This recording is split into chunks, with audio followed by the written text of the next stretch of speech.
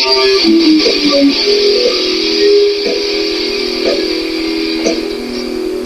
everyone, welcome to Logan's Mosh Pit. Glad to have you here. Do me a favor and please subscribe if you haven't already. Thanks a lot for tuning into a new episode of Rock and Read. Today we'll read chapter 11 of No Regrets by our dearly departed Ace Frehley from Kiss. Let's see what chapter 11 has in store for us.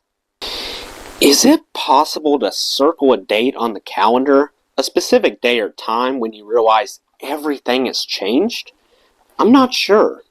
In the year following the release of Alive, my life was turned inside out, to the point where I barely recognized myself or the life I was living. It happened gradually, and then all at once. I don't know how else to explain it. You wake up one morning and find that you've traded a bedroom in your parents' house for an apartment in Manhattan, or a mansion in the Connecticut woods. You're no longer taking cabs or relying on your girlfriend for transportation. Instead, you're driving a Porsche, and 3 other cars are sitting in the driveway. No more Ramadas or Holiday Inns, 5-star hotels all the way. No more Denny's. Not that there's anything wrong with Denny's, by the way. No more IHOP. But the biggest change for me, the most glaring reminder that Kiss was no longer just 4 guys from New York with big dreams and weird ideas about how to make them come true, was when we actually went out to play at night. Not only were we headlining almost every show, but we were playing some of the biggest arenas in the country. And soon, we were touring in Europe and Asia. More often than not, the venue was sold out. The money is nice, of course, especially when you haven't had a lot before. The money buys freedom, if not necessarily happiness, and it is a barometer of success.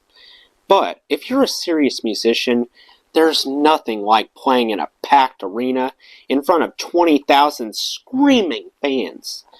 That was my fantasy when I was young, and suddenly, it wasn't a fantasy anymore.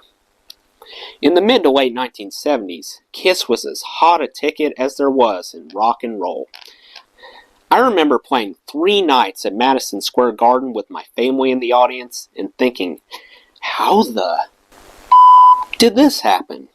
Here I am, the black sheep of the family, and by the time I'm in my mid-20s, I'm the golden guy. I can do no wrong. It really warmed my heart to see the reaction of my parents and in-laws and other family members when they would come to a Kiss concert in New York. I'd call them up, give them the full treatment. Limo ride, backstage VIP passes, meet and greet with celebrities, the whole 9 yards. And it was wonderful to be able to do that for them. To be honest, though, I'm not sure how much everyone really understood the whole rock scene. The only thing they knew was that I was famous and there was a lot of money being made, which must have meant that I was successful. Everyone seemed proud of that, but it probably baffled them a bit. I mean, it baffled me too. How do you prepare for something like that? You don't. You can't. 18 months earlier, I had been happily pocketing $70 a week from Bill a Coin and making it last. Now, we are breaking attendance records everywhere we went. We had gone from freak show to household name seemingly overnight. All hell broke loose. Everywhere we went, it was Kiss Mania. We had built a fan base prior to Alive, but now everything was amplified tenfold. In Cadillac, Michigan, the entire town celebrated its love affair with the band, hosting what amounted to a week-long Kiss festival. Bill a Coin thought it would be great publicity to play along with the town, so we flew into Cadillac on October 9th, 1975, and took part in the Cadillac High School Homecoming Parade. We even played a live show. a tamer, more family-friendly version of our usual performance. We turned it into a big media event. I had a lot of fun doing that, because it was kind of tongue-in-cheek and irreverent. We put makeup on the mayor and some of the other local officials. Everyone got into the spirit of things. I thought it was a terrific event because it represented thinking outside the box. It deviated from the norm, which I always enjoyed. I like the unexpected. I don't like to know what I'm going to be doing a year from now or 5 years from now. I like spontaneity. That's what keeps my creative juices flowing. That said, I can't stress enough how little involvement I had in the promotion, marketing, and merchandising of the Kiss brand. I just went along for the ride. A lot of the time, it was fun, of course. It's fun until it's not fun anymore. I felt invincible for the longest time. I think we all did. There was a rhythm to each show, and it began in the dressing room while we were putting on our makeup. Like 4 chicks in a beauty parlor, we'd sit in front of the mirrors and dab at our faces and gossip, never really looking at each other, but carrying on an endless 4-way discussion. The dressing room was completely off limits to anyone but our innermost circle. Not even wives or girlfriends were permitted in the dressing room. Just band members, our road manager, and the wardrobe girls who helped us with our costumes. Later on, we hired a hairdresser to apply wigs to those band members who needed a little help. We'd sit in our chairs in full costume, being transformed into our various characters, and we'd chat about what had happened during the day, or the previous night, or whatever little changes we had planned for the show. If someone had screwed up the previous night or in sound check, this was the place where we'd talk about it. Sometimes the conversation could be blunt. Watch the tempo. Don't up again. Ace, don't forget the solo. More often, though, the mood was light. Gene often showed us Polaroid snapshots of the girls he had been with the night before, and that brought out mixed reactions from all of us, sometimes to the point of hysterical laughter. We'd pump ourselves up, talk about putting on a great show, and joke about how much fun we were going to have afterward. Even then, for me, the party had already begun. I started drinking before the show and kept at it while we played. Afterward, we'd usually jump in a limo and head back to the hotel, where we'd shower and change and become acquainted with the more attractive members of the burgeoning Kiss Army. If we needed to be somewhere right after the show, we'd use the shower facilities at the arena. Usually, anyway. Once in a while, there would be a party at the venue, which allowed us to fulfill the wishes of fans who were more interested in having sex with the characters in Kiss than in having sex with the men behind the makeup. Please, I wanna... the spaceman. I sometimes accommodated. Different strokes, right? More often, though, we retreated to the hotel in the privacy of a hospitality suite, where an assortment of beautiful gals would be waiting. We used to call it the chicken coop, for obvious reasons. To any normal person living a regular life, this probably sounds completely bizarre, but it was normal for us. The hedonistic, aberrant behavior becomes a way of life when you're at the top of the rock and roll ladder. If you want to have sex 5 times a day with 5 different women, all you have to do is open the door. That wasn't normally my cup of tea, but Gene loved every minute. It becomes a game, a way to pass the time, or in Gene's case, maybe an addiction. You take advantage of it for any number of reasons, the most obvious being boredom and availability. Same thing with drugs. I have an addictive personality. I'm an alcoholic. I don't want to minimize the damage that drinking can do, but for the longest time, that's all I was, a drinker. When the money began pouring in, that all changed. There was a time when cocaine absolutely scared the out of me. Not in a way that it scares me now, which is basically the way any drug, including alcohol, scares me. A good, healthy, if I start using again, I will die kind of fear. I'm talking about a gut-level fear. The kind you have when you're little. A fear of the unknown. Even though I started drinking at a young age and experimented with sniffing glue and became a casual user of marijuana, all by the time I got into high school, there was something about cocaine or any hard drug that scared me.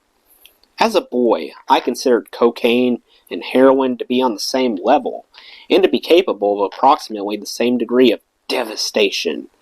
I didn't want to touch hard drugs, and in those days, cocaine fell into that category. It wasn't a chick drug. It wasn't cool or hip. In my eyes, it was no different than heroin, which was the dangerous drug, the loser's drug. I never did get into heroin. In fact, aside from the 1 or 2 times when I suspect someone laced my coke with it, I never even tried heroin. But cocaine? Oh yeah, big time. Our next album, Destroyer, represented a departure for Kiss, and not merely because of the cocaine and Courvoisier on the mixing console. The producer on Destroyer was Bob Ezrin, a studio wizard, best known for his work with Alice Cooper, and a guy so widely acknowledged as being a production genius that everyone was basically willing to look the other way when it became apparent that he had a few vices of his own. That was one of the things that bothered me most about Paul and Gene. They were very selective in their moral indignation. Bob was a brilliant producer, so they gave him a free pass, much the same way they did with Neil Bogart during the production of Dress to Kill. I think the word hypocritical might be apropos at this point. I remember the very first time I tried coke. It was during the recording of the Destroyer album in December 1975. Watching Bob and others partake of the glittery, crystalline powder during the recording and mixing process intrigued me and brought out my curiosity. I figured that if a genius like Bob did it, and he was very successful at what he did, then maybe it was the missing link I had been looking for in my life. I asked Peter if he could hook me up with some, since I knew he had a connection. He scored some coke for me, and it changed my life from that day forward. The first time I ripped a few lines of blow, I felt like I had discovered something almost as good as sex. My whole body came to life. It was a terrific buzz on its own, and in the beginning, it gave me focus and clarity. But you know what I liked the most about coke? It made me a better drinker. I was already damn prodigious, but cocaine put me in a different league. It allowed me to drink longer and harder without passing out. I could party way into the wee hours, into the next morning and afternoon, maybe right on into the next night if I felt like it.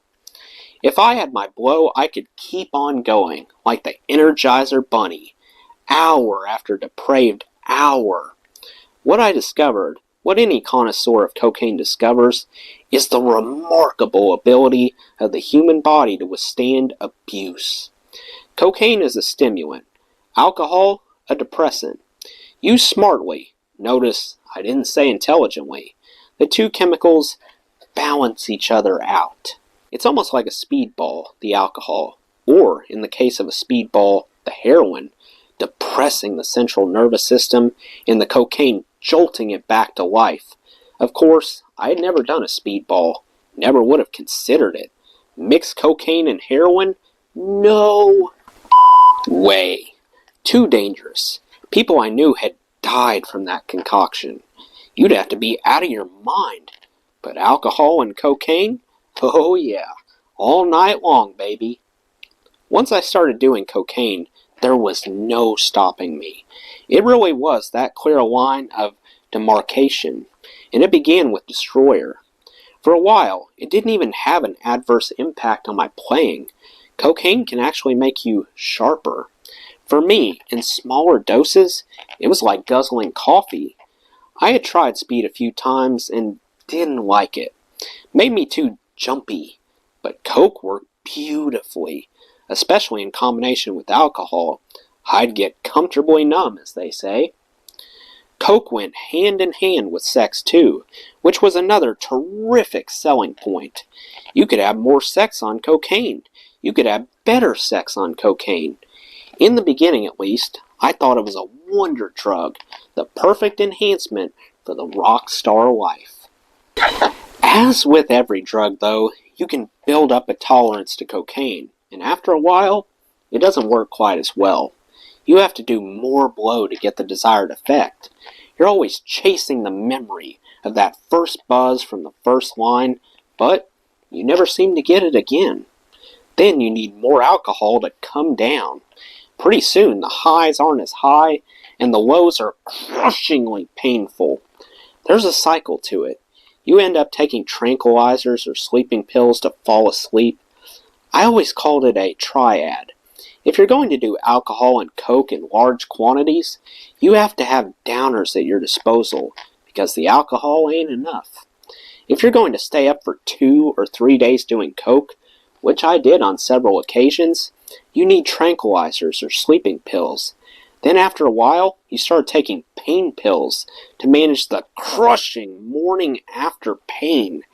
Hangovers like nothing you can imagine. It's crazy stuff. My hangovers were terrible, like the worst migraine in the world. I'd wake up and vomit so hard I'd see stars.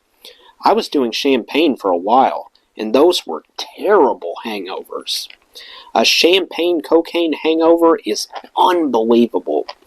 Any drug alcohol hangover is worse than an alcohol hangover by itself. Your whole body aches, because the cocaine intensifies the headache and makes you feel more edgy once it wears off. Your nerves are frazzled. So what do? Quit drinking? Lay off the blow? Of course not. You start taking painkillers and tranquilizers. Every morning begins with Percocet, and every night ends with Valium. Then night blurs into day, and pretty soon you're taking both of them by the fistful, and slowly you begin to lose your edge, as well as your mind. One day you wake up and realize you've crossed a line, and you say to yourself, "Man, I am strung out. And not only am I strung out, I don't even know me anymore." That's pretty scary. It happens more quickly for some people than for others. The disease progresses differently in each person. For some people, it takes only a year or two to become a full-blown addict. For others, it takes much longer. I was leading a life totally detached from reality. I went from having little money or worldly possessions to having staggering wealth and fame, and I hadn't the vaguest clue as to how to handle any of it. Like I said, I had had a couple of bad experiences with drugs in high school, so for the longest time, I was content to stick with what worked for me, which was mainly booze. Cocaine was extremely expensive in 1975. We're not talking about cheap cocaine. We're not talking about crack. You didn't get into cocaine unless you had the resources to do it right. After a while, I had the resources, and pretty soon, I had the contacts, which led me down the rabbit hole in fairly short order. For example, one of my coke dealers was this guy named Jeff, who supposedly had been a mercenary in South America. I don't know whether that was in fact true, but the guy certainly had an intense and dangerous vibe about him. He also had some of the best blow in the city. I'd gotten to know Jeff through Peter, and before long, he became my primary source of cocaine. Whatever else the guy might have been, he was no slouch in the drug trade. His was uniquely pure and powerful. Not cheap either. As a result, Jeff had a very elite clientele with lots of celebrities, as well as the usual assortment of doctors, lawyers, and Wall Street types. I remember stopping by his place on 8th Street one day and passing one of the Stones on the way out. Not that it was a big deal that they used blow. In the late 70s, it was hard to find anyone with money or fame who didn't do coke. People did blow the way people today drink beer. It seemed almost normal. I used to hear stories about Jeff and how his clientele were expanding beyond the point where he could safely or reasonably accommodate everyone. He was selling uncut, the story went, and to get uncut blow from South America was considered a real score. Word got out, and the traffic in and out of Jeff's apartment building became uncomfortably busy. It was the weirdest thing. He was clearly running a business, but he didn't treat it that way, probably because he was too busy getting up himself. Sometimes he'd deliver, and other times I had to call him up, set up an appointment, and go down to his place in the East Village. Most of the time, I'd exchange cash for blow, and instead of just running out of there, I'd hang out and do a few lines with Jeff and whoever else was hanging around. He wasn't exactly a friend of mine. Like a lot of people I got to know in those days, he was just a guy I did drugs with. One day I missed an appointment to cop some blow. I forget why or what happened. It doesn't really matter. The point of the story is that on the day I was supposed to meet Jeff, he and his girlfriend were killed, shot in the head, execution style, the cop said, right in their own apartment. I remember seeing the story on the news and feeling a mixture of sadness and relief. It shouldn't have come as a surprise that Jeff was killed. If his background story was accurate, it's easy to envision a scenario in which he had managed to offend his distributors in South America, or maybe edged into territory previously controlled by the mob in New York. He was playing with fire, and as one of his best clients and one of his party partners, so was I. If something hadn't come up, I could have been there the day Jeff was killed. I guess a guardian angel was looking over my shoulder on that day. It wasn't the first time, and it wouldn't be the last. When we set out to make Destroyer, Bob Ezrin had been brought in specifically because he understood the challenges associated with taking a big, live theatrical act and translating its sound to the studio. So far, Kiss hadn't done that. We were a popular live band that reached a tipping point on the strength of a live album. The next logical step was to capitalize on that newfound popularity by recording a terrific studio album, which meant making some changes in the way things had been done. Around the time we hooked up with Bob, he was among the hottest producers in the business, having worked with Dr. John, Alice Cooper, and Lou Reed. Going strictly by his reputation and resume, I was looking forward to working with Bob, and while I think Destroyer is an interesting and even innovative Kiss record, the recording process isn't something I recall with great affection. Part of that is due to the fact that sometimes I was intimidated by Bob, especially when I couldn't come up with a guitar solo idea fast enough to suit his needs. You have to understand where Bob was coming from. I had heard that when he worked with Alice Cooper's band, he had brought in a session guitar player to do a lot of the solos, and I got the feeling that there was a chance he was going to follow the same plan with Kiss if I didn't produce quickly enough.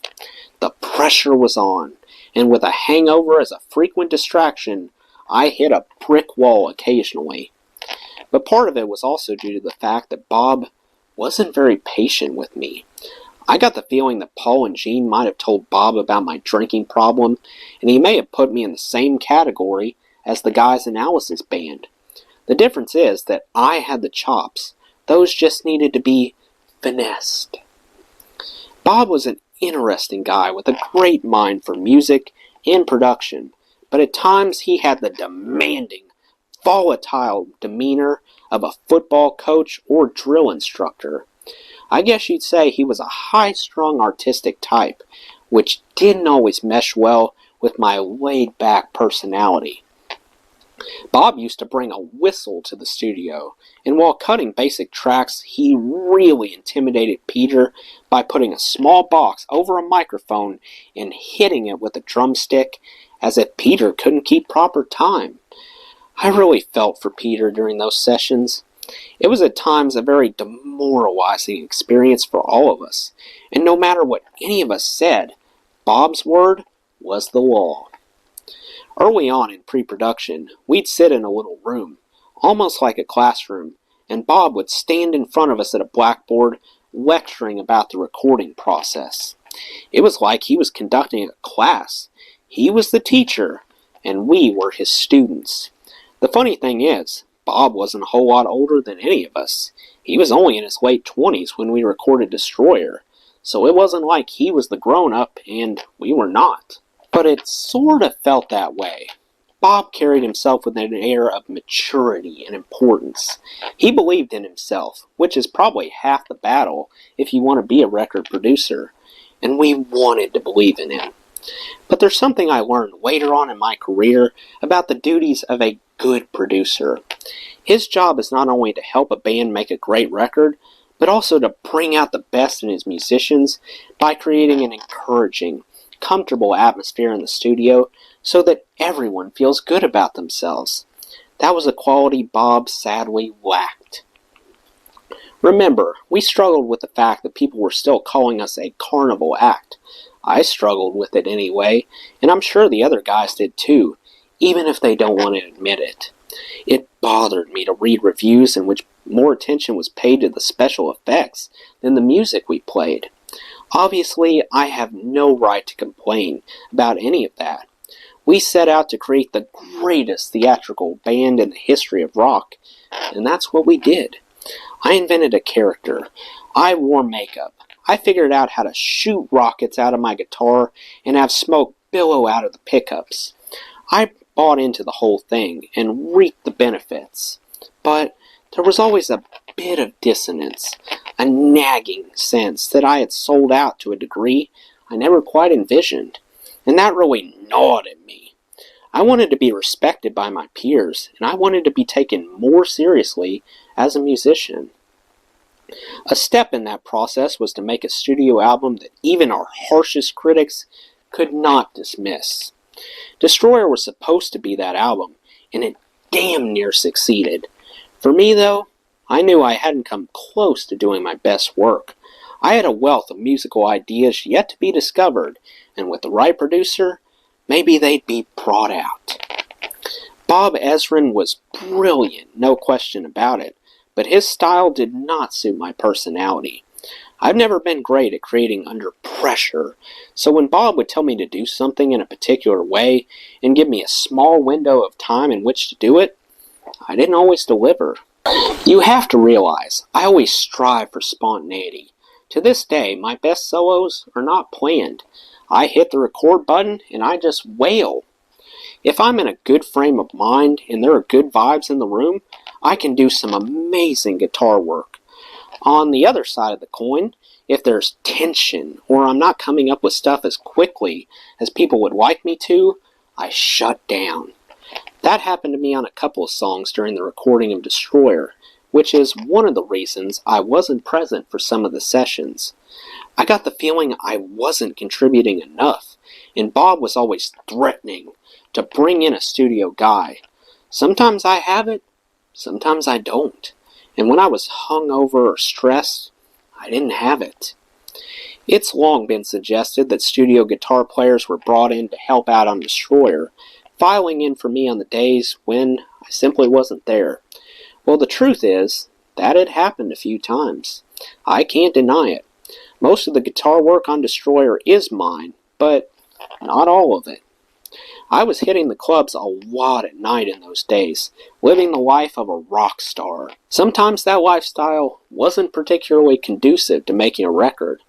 I was starting to get out of control, but I probably would have been a lot more cognizant, and I would have showed up more and been on time if I had gotten more encouragement from Gene, Paul, and Bob. But it wasn't my record. In fact, of all the Kiss records to that point, Destroyer felt the least like my record. It belonged more to Paul and Gene and to Bob.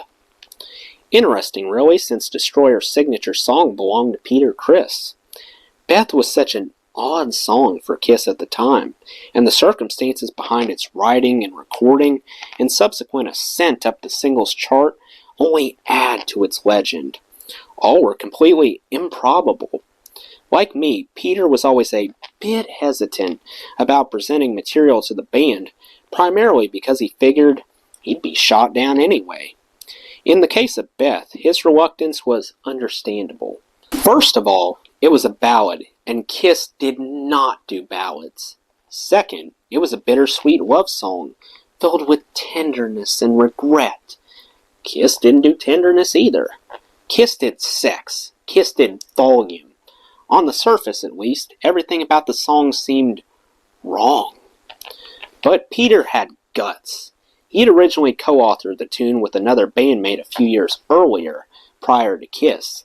The song had originally been titled Beck, which was short for Rebecca, the wife of a different bandmate. The first time Peter played the song for the guys in Kiss, the reaction was mixed. Paul didn't like it. I was ambivalent, but Peter and I were such close friends that I usually felt compelled to support his suggestions. Gene actually thought it was interesting. Enough of a departure that it might help serve Destroyer's mission, which was to move the band in a slightly different direction. Bob Ezrin agreed, but only if he could put his stamp on the song, just as he would put his mark on the whole album. Bob was not the kind of producer who believed in letting musicians sit around the studio and create. He was an active participant in all phases of production. In the case of Peter's ballad, that meant rewriting and reworking. Whatever you might think of Bob, he deserves significant credit for Beth. It was his idea to change the title to something that sounded less androgynous. It was his idea to sweeten the sound of the song with orchestration, strings, and piano. Bob was a classically trained musician, and he was blessed with a unique ear. Both of these things impressed the out of everyone in the band, since we didn't even know how to read music. We were all self-taught and therefore in the same wobbly boat. To a degree, Bob intimidated all of us in the studio. We felt inferior to him. When you're around a guy like that, especially if he has a bit of a swagger, you tend to think he knows his. And while we would have second thoughts down the road, it's hard to criticize much of what Bob did on Destroyer. Beth was a good song that he transformed into something extraordinary. The story behind the record's success is part of Kiss lore, how it originally was tossed onto the backside of the first single, Detroit Rock City. As sometimes happens, though, a few radio stations began playing the flip side of the record, and people started calling in, saying how much they liked it, and how they couldn't believe Beth was a Kiss song. Eventually, the single was reissued, with Beth on the A side, and it became our biggest hit single. The song has grown on me over the years. It's obviously not indicative of the sound of Kiss, but that's one of the reasons I like it. Beth was a crossover song, and the whole point of a crossover song, artistic ambition aside, is to expand your audience, to bring people into record stores who might otherwise never consider picking up a Kiss album. It was a bridge, in much the same way that I Was Made for Loving You would make Kiss accessible to fans of disco a few years later. The difference, of course, is that the years have been kind to Beth.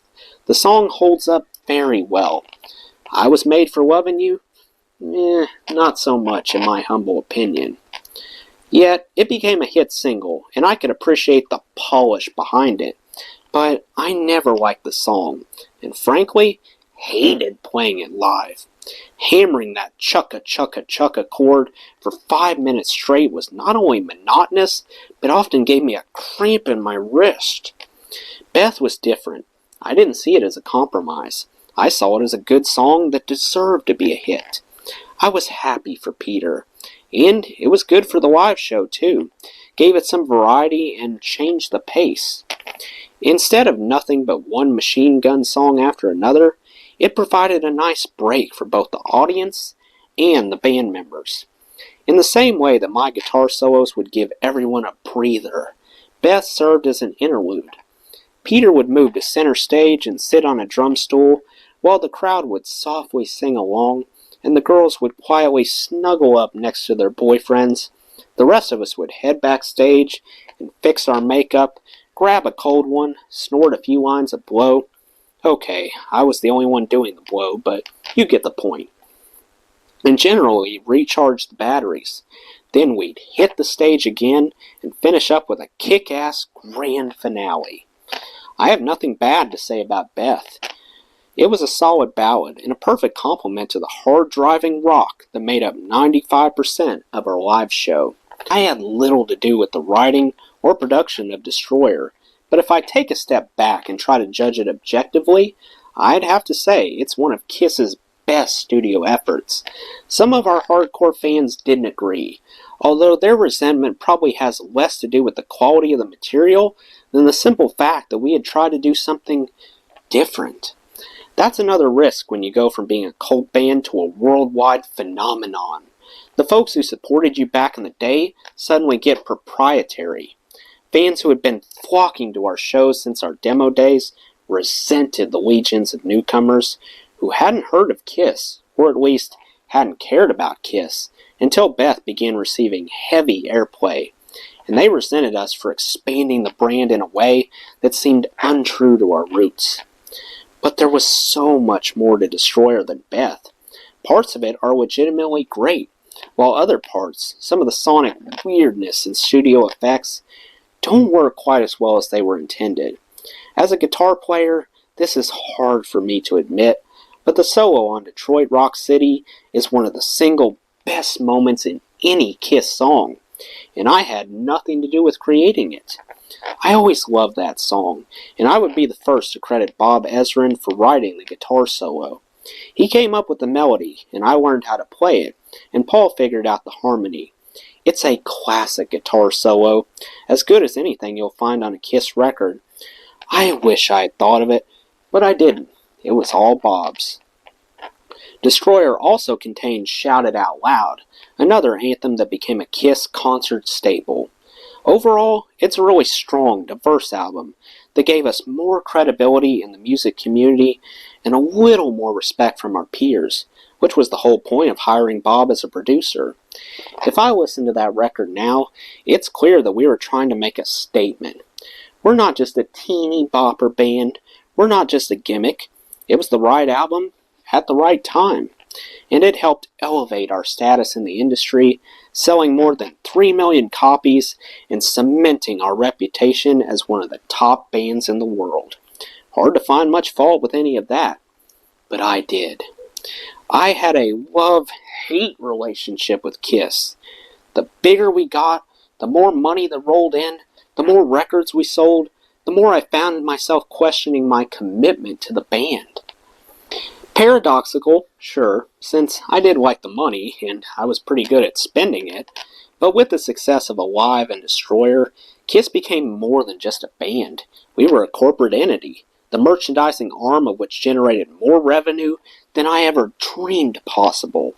$100 million a year at its peak in the late 70s, and a distressing amount of it came from the sales of products directed at the younger members of our audience. There were Kiss lunchboxes, Kiss action figures, Kiss makeup kits, Kiss dolls, you name it. We sold it.